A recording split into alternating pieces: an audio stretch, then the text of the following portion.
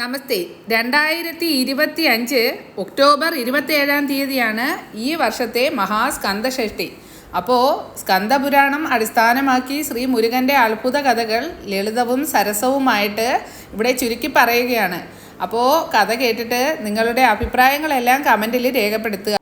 ജ്യോതിഷ വിധിപ്രകാരം ചൊവ്വയുടെ അതിദേവതയാണ് മുരുകൻ. ചൊവ്വാദശയിൽ മുരുകക്ഷേത്ര ദർശനവും ഷഷ്ടിവ്രതം നോൽക്കലും ഒരിക്കലൂണും കാവടി അഭിഷേകവും കാവടി എടുക്കലും ദോഷപരിഹാരമാകുന്നു. കുജദോഷം കൊണ്ട് വംശത്തിന് തടസ്സമുണ്ടാകുമ്പോഴും അതേപോലെ ഭാര്യഭർത്തൃബന്ധം സുഗമമാകുന്നതിനും പത്നീസമേതനായ സുബ്രഹ്മണ്യനെ ഭജിക്കുന്നതും ക്ഷേത്ര ദർശനം ചെയ്യുന്നതും ഉത്തമമാണ്.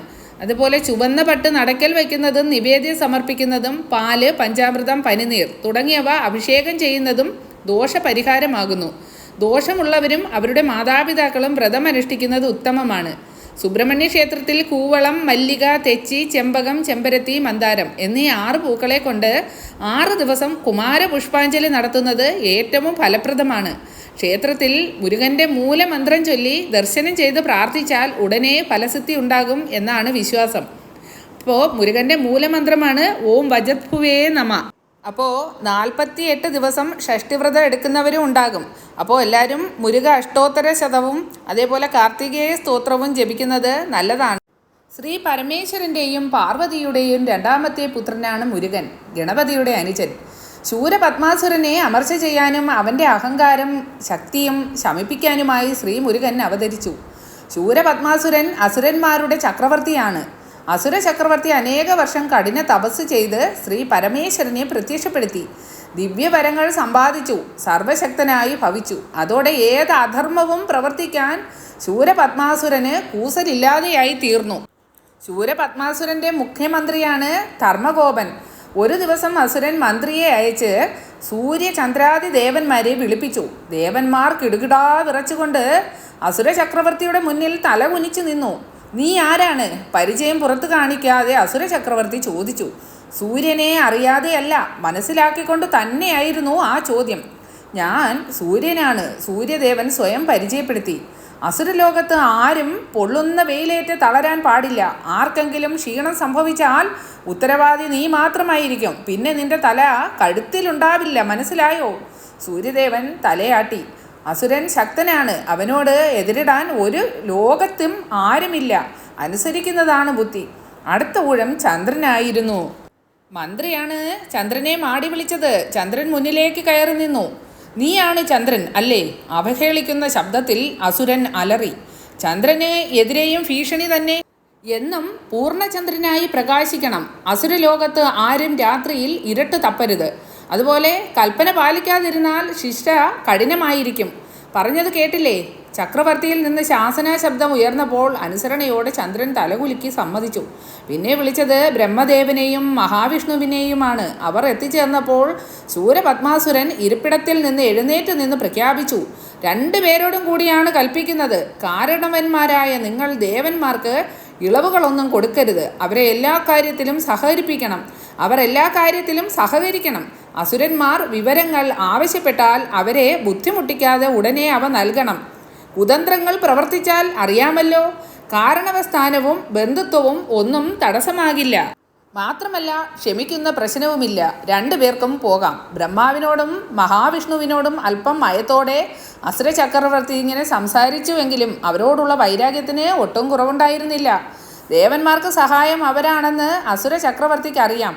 അതുകൊണ്ട് വിദ്വേഷം മനസ്സിലൊതുക്കി പുതിയ കുതന്ത്രങ്ങൾക്ക് രൂപം നൽകാൻ മന്ത്രിയെ വിളിച്ച് അടുത്തു നിർത്തി ആലോചനയിലാണ്ടു. ഇനി കാലനും ഇന്ദ്രനും അഗ്നിയും വരുണനുമാണ് ബാക്കി. അവർ നേരത്തെ തന്നെ വന്നു നിൽക്കുന്നുണ്ടായിരുന്നു. മന്ത്രി ധർമ്മകോപൻ അവരെ അസുര ചക്രവർത്തിയുടെ ആജ്ഞ അനുസരിച്ച് കൈകൊട്ടി വിളിച്ചു. 4 പേരും മുൻപോട്ട് നീങ്ങി നിന്നു. കാലനാണല്ലേ? അസുര ചക്രവർത്തി യമധർമ്മരാജാവിൻ്റെ മുഖത്ത് നോക്കി പുച്ഛരസത്തിൽ ഇങ്ങനെ ചോദിച്ചു. അതെ, കാലം നോക്കി ജീവൻ എടുക്കുന്ന പണി തത്കാലം നിർത്തണം. ഒരൊറ്റ അസുരനെ ഇനി അസുരലോകത്ത് മരിക്കാൻ ഇടയാവരുത്. അതുമാത്രമല്ല, ഞാനാണ് ഇനി കാലൻ്റെ ദേവൻ. എന്നോട് ആലോചിച്ച് മാത്രം മതി ഇനി ജീവൻ അപഹരിക്കൽ, മനസ്സിലായോ? അസുര ചക്രവർത്തിയുടെ ആജ്ഞ കടുത്ത ശബ്ദത്തിലായിരുന്നു. യമൻ അപമാനം സഹിക്കവയ്യാതെ ഇങ്ങനെ തല താഴ്ത്തി നിന്നു. അടുത്തത് അഗ്നിയുടെയും വരുണൻ്റെയും ഊഴമായിരുന്നു. നിങ്ങൾ ആരൊക്കെയാണ്? ഞാൻ അഗ്നിയാണെന്ന് അഗ്നിദേവനും താൻ വരുണനാണെന്ന് വരുണദേവനും പരിചയപ്പെടുത്തി. രണ്ടുപേരും അസുരലോകത്ത് പോയി അവരുടെ ഇച്ഛയനുസരിച്ച് അടുക്കളയിലും വീടുകളിലും അവരെ സേവിക്കുക. ദിവസത്തിലൊരിക്കൽ എൻ്റെ മന്ത്രിയെ വന്ന് കാണണം. കൂടുതൽ എന്തെങ്കിലും ആവശ്യമാണെങ്കിൽ മന്ത്രി പറയും, പൊയ്ക്കൊള്ളിൻ, ചക്രവർത്തി നിർദ്ദേശിച്ചു. അവർ വിധിയെ പഴിച്ചുകൊണ്ട് പോകാനൊരുങ്ങി. എങ്കിലും അവർ ദേവേന്ദ്രനെ കൂടി കാത്തുനിന്നു. ദേവേന്ദ്രനല്ലേ? കളിയാക്കിക്കൊണ്ടായിരുന്നു ചോദ്യം. അതെ, ദേവന്മാരുടെ ചക്രവർത്തി. ദുഃഖിതനായ ഇന്ദ്രൻ പറഞ്ഞൊപ്പിച്ചു. ഇനിയും ചക്രവർത്തി പദം തന്നെയാണ് ആഗ്രഹം. ദേവന്മാർക്കും അസുരന്മാർക്കും കൂടി ഇനി ഇവിടെ ഒരു ചക്രവർത്തിയേ ഉള്ളൂ. അത് ഞാനാണ്. ഭരിക്കേണ്ട പണിയെല്ലാം ഞാൻ ചെയ്തു കൊള്ളാം. നിങ്ങൾക്കുള്ള പണി നിശ്ചയിക്കുന്നത് ഇനി അസുര ചക്രവർത്തിയാണ്. അപമാനിതനായ ഇന്ദ്രൻ തലയും കുമ്പിട്ട് നിന്നു. മറുപടിയൊന്നും പറഞ്ഞില്ല. എന്തെങ്കിലും പറഞ്ഞാൽ അത് കൂടുതൽ അപമാനിതനാകാനേ വഴി തെളിക്കൂ. ഇത്രയും കാലം ദേവലോകത്ത് സുഖിച്ച് കഴിഞ്ഞില്ലേ? ഇനി ആ ദേവസ്ത്രീകൾ അസുരലോകത്തെ സന്തോഷിപ്പിക്കട്ടെ. അവരെ ഇങ്ങോട്ട് അയക്കണം. നിങ്ങളുടെ ജോലി ഇനി മറ്റൊന്നാണ്. പണ്ട് ആ ജോലി അസുരന്മാർ തന്നെയാണ് ചെയ്തിരുന്നത്. അതുകൊണ്ട് പറയാൻ പോകുന്നത് അല്പം കൂടിപ്പോകുമെന്ന് അസുര ചക്രവർത്തിക്ക് അറിയാം. അസുര ഭവനങ്ങളിൽ യഥാസമയം മീൻ എത്തിക്കാൻ ഏർപ്പാട് ചെയ്യണം. വീഴ്ച വന്നാൽ മറ്റൊരാളും കുറ്റക്കാരല്ല. അഹങ്കാരിയായ അസുരൻ ഇന്ദ്രനെ അപമാനിച്ച് കൽപ്പന പ്രഖ്യാപിച്ചു. മറ്റു ദേവന്മാർക്കുള്ള കൽപ്പന പുറപ്പെടുവിക്കാൻ മന്ത്രിയെ അധികാരപ്പെടുത്തി. ദേവന്മാരെല്ലാം സ്ഥലം വിട്ടു. ഇനി എന്തു വേണം? ദേവന്മാർ ആലോചനയിലായി. ഈ ദുർഘടത്തിൽ നിന്ന് രക്ഷപ്പെടാൻ പരമശിവന് മാത്രമേ കഴിയൂ. അസുരന് ദിവ്യവരങ്ങൾ നൽകി അനുഗ്രഹിച്ചത് അദ്ദേഹമല്ലേ? എല്ലാവരും സങ്കടമുണർത്തിക്കാൻ മഹാമേരു പർവ്വതത്തിൽ എത്തിച്ചേർന്നു. ഭാനുകോപൻ ശൂരപത്മാസുരൻ്റെ മകനാണ്. ദേവന്മാർ മഹാമേരു പർവ്വതത്തിൽ ഒത്തുകൂടിയിരിക്കുകയാണെന്നറിഞ്ഞപ്പോൾ ഭാനുകോപൻ ഉടൻ സൈന്യസമേതം ചെന്ന് ദേവലോകം ആക്രമിച്ചു. ദേവേന്ദ്രപുത്രൻ ജയേന്ദ്രനെ പിടിച്ചുകെട്ടി കാരാഗ്രഹത്തിൽ അടച്ചു. ശേഷിച്ചവരെ പിടിച്ചുകൊണ്ടുപോയി. എന്നിട്ടോ അടിമ ജോലിക്ക് നിയോഗിച്ചു. വാർത്ത സർവത്ര പരന്നു. ഇന്ദ്രനും ഇന്ദ്രാണിയും ദേവന്മാരും മഹേശ്വരനെ സ്തുതിച്ചു. ദുഃഖങ്ങൾക്ക് അറുതിയുണ്ടാകുവാൻ പ്രാർത്ഥിച്ചു. മഹാദേവൻ സന്തുഷ്ടചിത്തനായി ദേവേന്ദ്രന് ദർശനമരുളി. തെറ്റുകുറ്റങ്ങൾ പൊറുക്കണം. അസുരന്മാരുടെ ഉപദ്രവങ്ങളിൽ നിന്ന് ദേവന്മാരെയും മഹർഷിമാരെയും രക്ഷിക്കണം. ദേവേന്ദ്രൻ മഹാദേവനെ വന്ദിച്ച് അപേക്ഷിച്ചു. ദേവന്മാർ ഉന്നതന്മാരാണ്. ദേവന്മാരെ രക്ഷിക്കേണ്ട ചുമതലയും ത്രിമൂർത്തികൾക്കുണ്ട്. ഒന്നും നിഷേധിക്കുന്നില്ല. പക്ഷേ കർമ്മഫലം അനുഭവിക്കേണ്ടതിൽ നിന്നും ദേവന്മാരെ തീർത്തും ഒഴിവാക്കുന്നത് ശരിയല്ലെന്ന് വിശ്വസിക്കുന്നു. അന്ന് ദക്ഷയാഗം നടന്ന അവസരത്തിൽ എൻ്റെ അഭിപ്രായം മാനിക്കാതെ സർവ്വദേവന്മാരും യാഗത്തിൽ പങ്കെടുത്തു. ഹവിർഭാഗം സ്വീകരിച്ചു. ശരിയല്ലേ? പരമശിവന്റെ ചോദ്യത്തിന് മറുപടി പറയാൻ ഇന്ദ്രന് കഴിഞ്ഞില്ല. അന്ന് തൻ്റെ ഇച്ഛ മാനിക്കാത്തതിൻ്റെ ഫലമാണിതെന്ന് മഹാദേവൻ ഇന്ദ്രനെ ഓർമ്മപ്പെടുത്തി. പക്ഷേ താൻ അതൊന്നും മനസ്സിൽ വെക്കുന്നില്ലെന്നും കൂട്ടിച്ചേർത്തു. ഉടനെ പരിഹാരമുണ്ടാക്കും. ശൂരപത്മാസുരനെയും മറ്റ് അസുരന്മാരെയും നിഗ്രഹിക്കാൻ ധീരവീര ശൂരപരാക്രമിയായ കുമാരൻ അവതരിക്കും. പരമശിവൻ ഉറപ്പു നൽകി.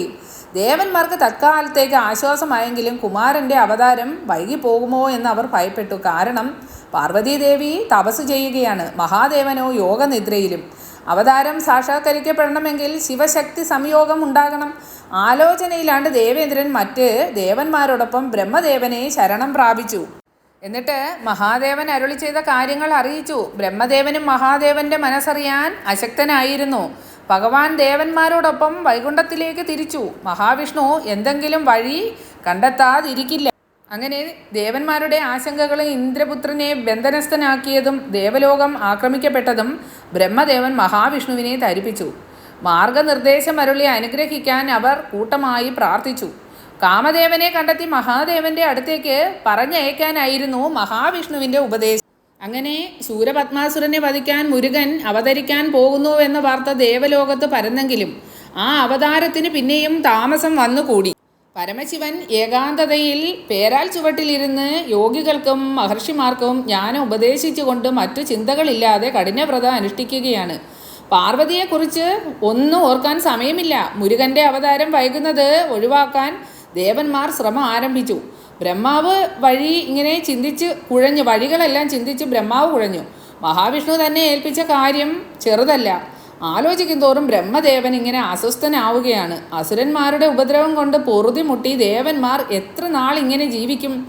അപ്പോൾ മുരുകാവതാരം ഇനി വൈകിക്കൂടാ. കാമദേവനെ ശിവസന്നിധിയിലേക്ക് അയക്കുക തന്നെ വേണം. അങ്ങനെ ബ്രഹ്മദേവൻ ദൂതനെ വിട്ട് കാമദേവനെ വരുത്താൻ ഏർപ്പാട് ചെയ്തു. മഹാവിഷ്ണുവിൻ്റെ ഉപദേശം നടപ്പിലാക്കാൻ വൈകിയാൽ താൻ കുറ്റക്കാരനാകും. ദേവന്മാർ വിരോധികളാകുന്നതിന് ഇടവരുതല്ലോ. അപ്പോൾ ബ്രഹ്മദൂതൻ്റെ അഭ്യർത്ഥന മാനിച്ച് കാമദേവൻ ഉടൻ തന്നെ പുറപ്പെട്ടു. മനോഹരമായ കിളികളെ പൂട്ടിയിട്ട രഥത്തിന് എന്തൊരു വേഗതയാണെന്നോ! സംഗീതത്തെ വെല്ലുന്ന അവയുടെ കളനാദം ആരുടെ മനസ്സിലാണ് മോഹങ്ങൾ വിതറാത്തത്?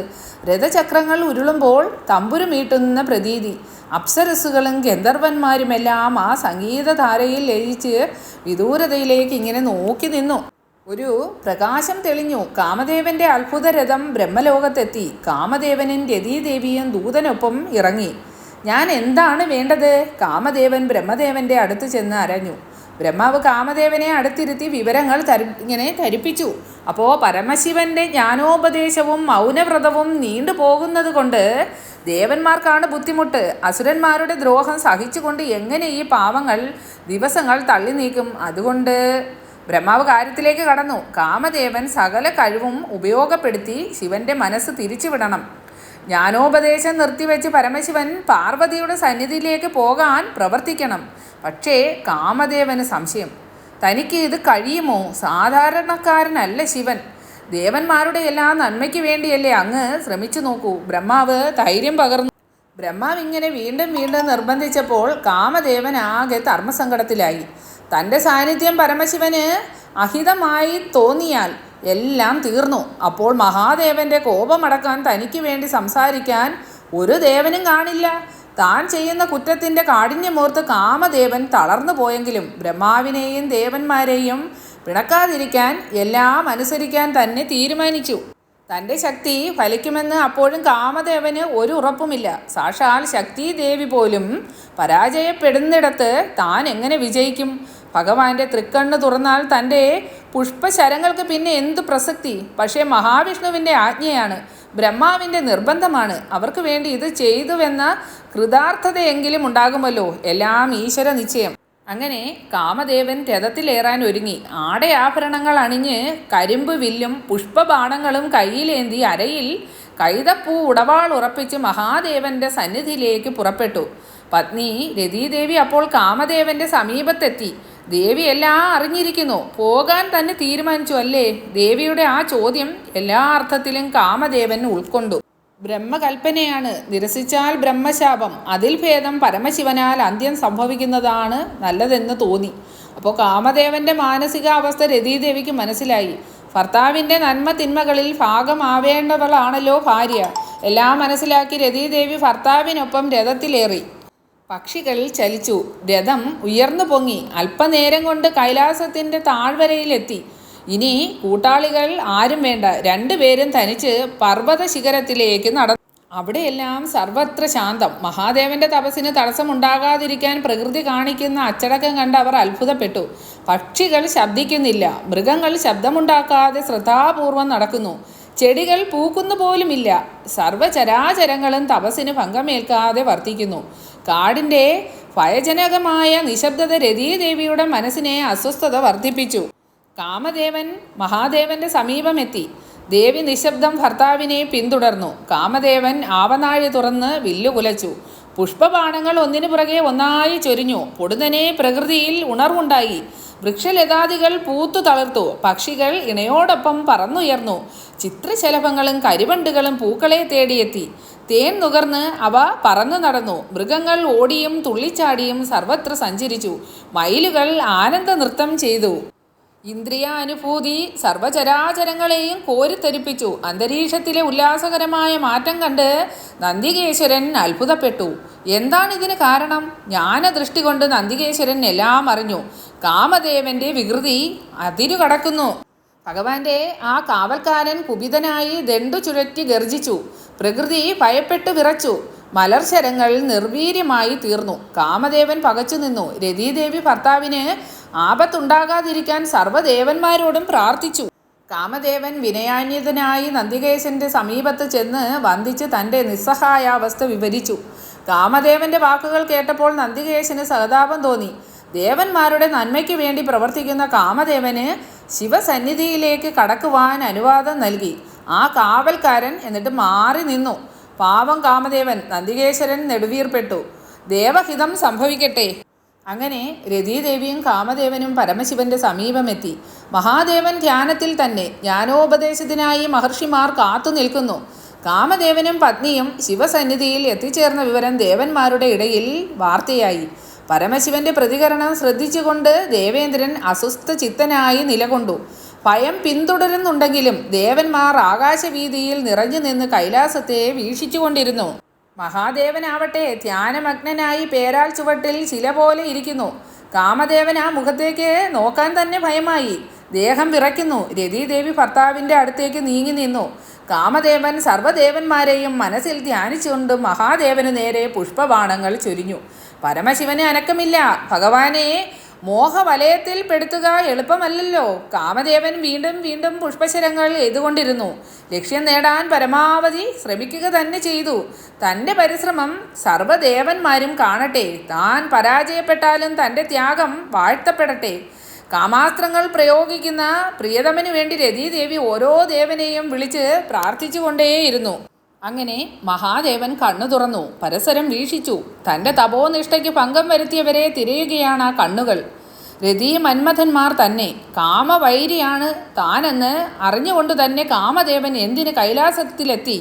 ബ്രഹ്മദേവനും ദേവേന്ദ്രനും എന്തിന് കൂട്ടുനിന്നു? ഇല്ല, ഇത് അനുവദിക്കാനാകില്ല. ദേവന്മാരുടെയും കാമദേവൻ്റെയും അഹങ്കാരം ഇന്നോടെ അവസാനിപ്പിക്കണം. മഹാദേവൻ്റെ തൃക്കണ്ണിൽ നിന്നുയർന്ന തീജ്വാലകൾ കാമദേവന് നേരെ പ്രവഹിച്ചു.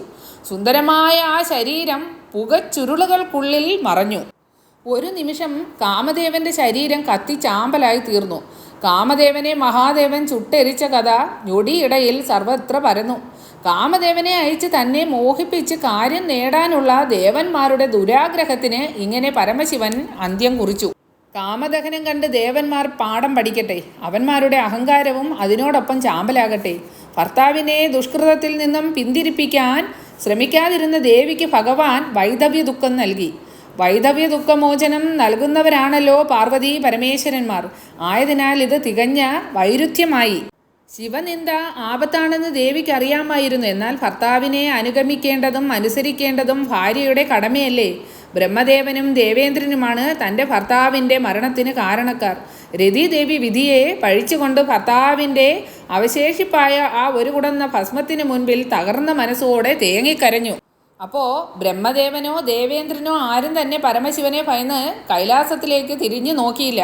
നന്ദികേശ്വരൻ ദേവിക്ക് ആശ്വാസമരുളി. നന്ദിയുടെ ഉപദേശം സ്വീകരിച്ചുകൊണ്ട് ദേവി തൻ്റെ ഭർത്താവിന് പുനർജന്മമുണ്ടാകാനുള്ള കഠിന തപസ് ആരംഭിച്ചു. അപ്പോൾ ഭഗവാൻ ശ്രീ മുരുകൻ്റെ അത്ഭുത കഥ ഇതിൻ്റെ ബാക്കി ഇനി ഉടനെ തന്നെ അടുത്ത ഭാഗത്തിൽ നമുക്ക് കേൾക്കാം. അപ്പോൾ അമ്മമാർ കുട്ടികൾക്ക് കഥകളെല്ലാം പറഞ്ഞു കൊടുക്കണം. നമ്മുടെ ചാനലിൽ കർണൻ്റെ കഥയുണ്ട്, അതേപോലെ ശ്രീകൃഷ്ണൻ്റെ കഥയുണ്ട്. അപ്പോൾ എല്ലാ കഥകളും സമയമുള്ളപ്പോൾ കുട്ടികൾക്ക് പറഞ്ഞു കൊടുക്കുക. അപ്പോൾ നിങ്ങളുടെ അഭിപ്രായങ്ങൾ മറക്കാതെ കമൻറ്റിൽ പറയുക.